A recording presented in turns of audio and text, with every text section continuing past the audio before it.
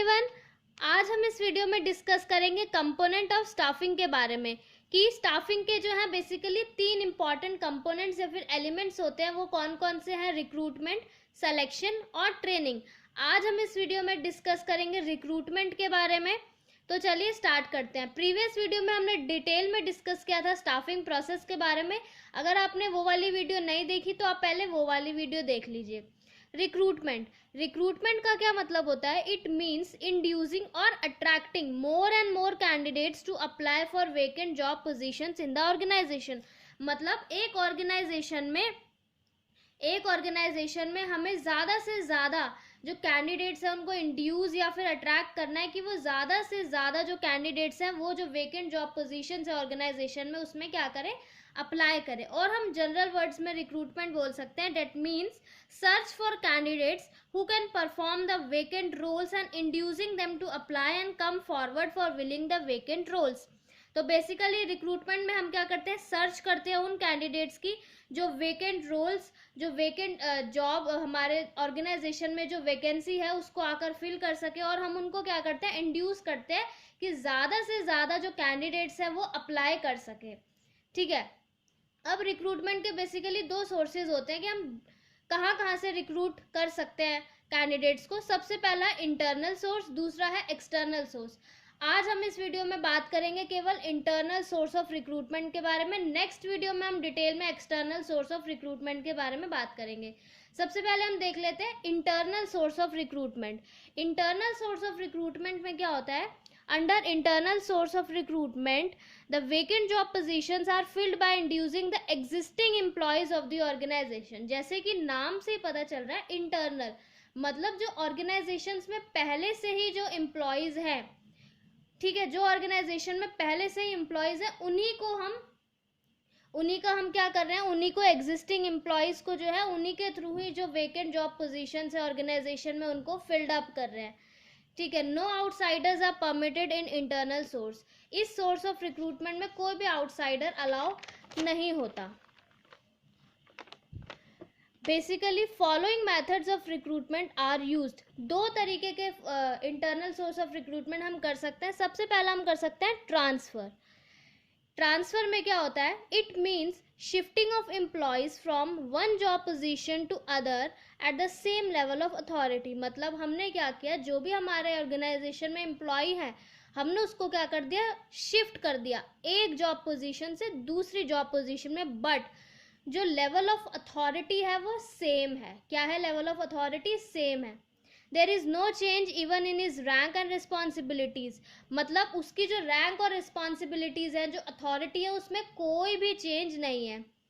Only the place of working is change. सिर्फ जो employ है उसकी जो प्लेस ऑफ वर्किंग है वो चेंज कर दी है, तो वो ही क्या होता है हमारा transfer. For example transfer of clerk from accounts department to purchase department. ठीक है, ये हो गया हमारा ट्रांसफर। दूसरा मेथड है हमारा इंटरनल सोर्स ऑफ रिक्रूटमेंट का प्रमोशन। प्रमोशन में क्या होता है?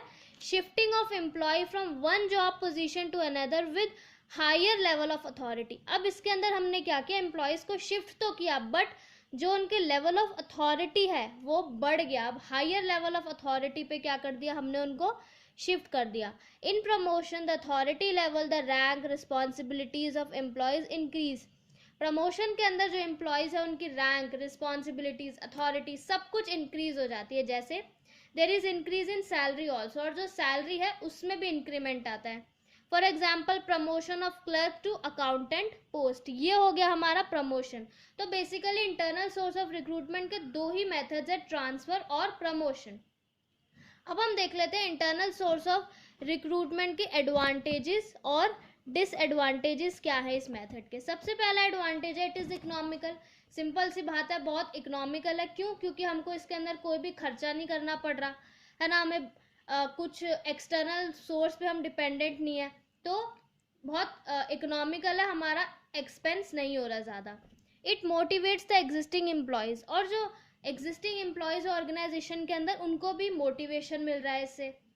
Employees are already familiar with rules and regulations of organisation, और जो एम्प्लॉयज़ हैं वो ऑलरेडी जो ऑर्गेनाइजेशन है वो पहले से ही काम कर रहे हैं, वो रूल्स और रेगुलेशन से पहले से ही फेमिलियर है, तो लेस चांसेस ऑफ टर्नओवर के कम चांसेस हो जाते हैं, है ना। इम्प्रूव परफॉर्मेंस ऑफ एम्प्लॉयज, इससे क्या होता है जो एम्प्लॉयज है उनका परफॉर्मेंस भी इम्प्रूव होता है। To get promotion employees show better performance, क्योंकि अगर एम्प्लॉयज का प्रमोशन हो जाता है तो वो क्या करते हैं, बेटर परफॉर्मेंस शो करते हैं। क्यों? क्योंकि अब उनका क्या हो गया, उनकी सैलरी भी इंक्रीज हो गई, उनके लेवल ऑफ अथॉरिटी बढ़ गया, उनकी रैंक बढ़ गई, उनकी पोस्ट बढ़ गई, तो इससे क्या रहेगा, बेटर परफॉर्मेंस होगा एम्प्लॉयज का। Through transfer employees get training also in the form of job rotation, और ट्रांसफर से भी क्या होता है, एम्प्लॉयज को ट्रेनिंग मिल जाती है इन the form of job rotation, मतलब उसने अपनी जो जॉब है वो जॉब पोजीशन उसकी चेंज हो गई है, तो उसको एक तरीके से ट्रेनिंग भी मिल जाती है ना। अब क्या है डिसएडवांटेजेस, क्या है इंटरनल सोर्स के, सबसे पहला तो है नो फ्रेश और new ideas will come in the organisation, organisation के अंदर कोई भी फ्रेश और नए आइडियाज नहीं आ रहे हैं। जो एग्जिस्टिंग एम्प्लॉयज थे सिर्फ हमने उनका ही या तो ट्रांसफर कर दिया या प्रमोशन कर लिया, ठीक है। तो कोई भी बाहर से कोई भी बाहर से नया कैंडिडेट नहीं आया ऑर्गेनाइजेशन के अंदर, तो ये इसकी एक डिमेरिट है कि कोई भी फ्रेश आइडिया नहीं आया। There will be limited choice भी हमारे पास लिमिटेड है, जितने एम्प्लॉयज़ हैं हम उतनों में से देखेंगे, हमारे पास वाइडर चॉइस नहीं है कि हम बहुत सारे हमारे पास एम्प्लॉयज़ है उसमें से हम चूज़ कर रहे हैं ना। Not suitable for new organisation, और जो न्यू ऑर्गेनाइजेशन है उनके लिए तो सुटेबल है ही नहीं, क्योंकि उनके पास पहले से एम्प्लॉयज़ ही नहीं होंगे, तो वो कहाँ से इंटरनल रिक्रूटमेंट करेंगे, उनको एक्सटर्नल सोर्स ऑफ रिक्रूटमेंट पर ही डिपेंड होना पड़ेगा। तो ये था हमारा इंटरनल सोर्स ऑफ रिक्रूटमेंट के बारे में। नेक्स्ट वीडियो में हम डिस्कस करेंगे एक्सटर्नल सोर्स ऑफ रिक्रूटमेंट के बारे में। Thank you so much.